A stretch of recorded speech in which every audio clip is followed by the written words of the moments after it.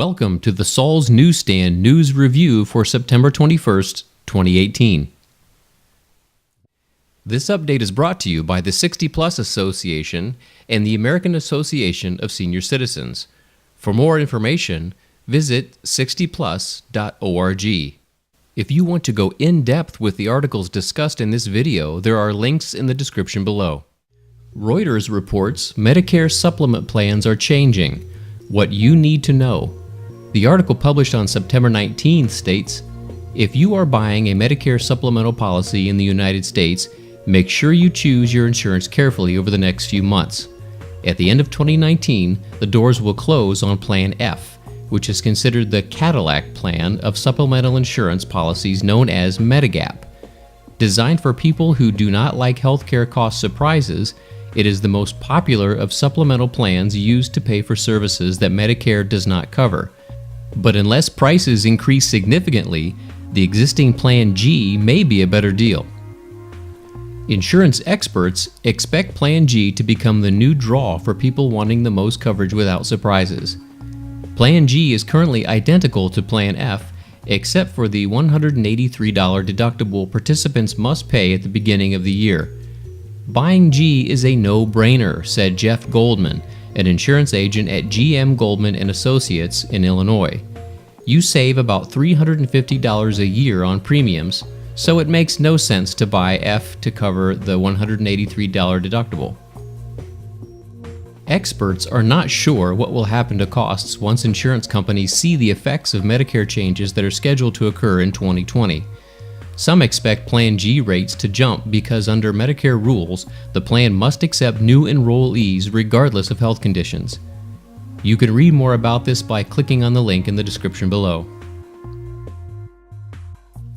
An article in the Washington Examiner states, generics would hit the market faster under Senate bill, saving more than $3 billion, says Congressional Budget Office.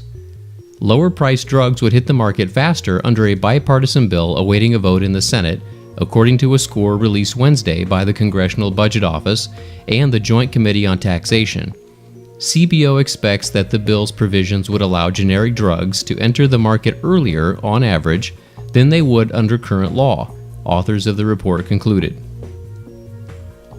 The legislation, known as the CREATES Act, passed the Senate Judiciary Committee in June, but hasn't yet been scheduled for a vote on the floor. The CBO estimates that it would reduce spending by $3.3 billion from 2019 to 2028, mostly through the Medicare and Medicaid programs spending less on prescription drugs.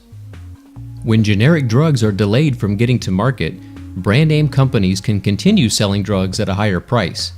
The bill would make it easier for manufacturers of generics to sue when brand manufacturers don't turn over samples. However, critics have said that the bill would mostly help lawyers, not consumers. And finally, Fox News reports President Trump slams Republicans for ditching wall funding in ridiculous spending bill.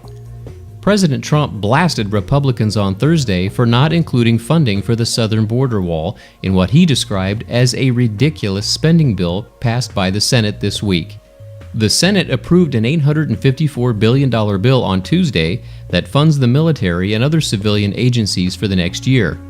It also includes a short-term fix to keep the government open into December. It includes $675 billion for the Pentagon, as well as a $206 million increase in money to fight opioid addiction. The bill, approved by a vote of 93-7, now goes to the House ahead of a September 30th deadline to avoid a government shutdown.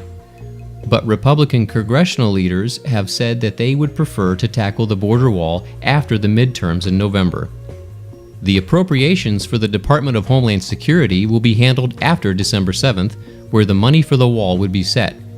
But the Republican inaction drew the ire of the president.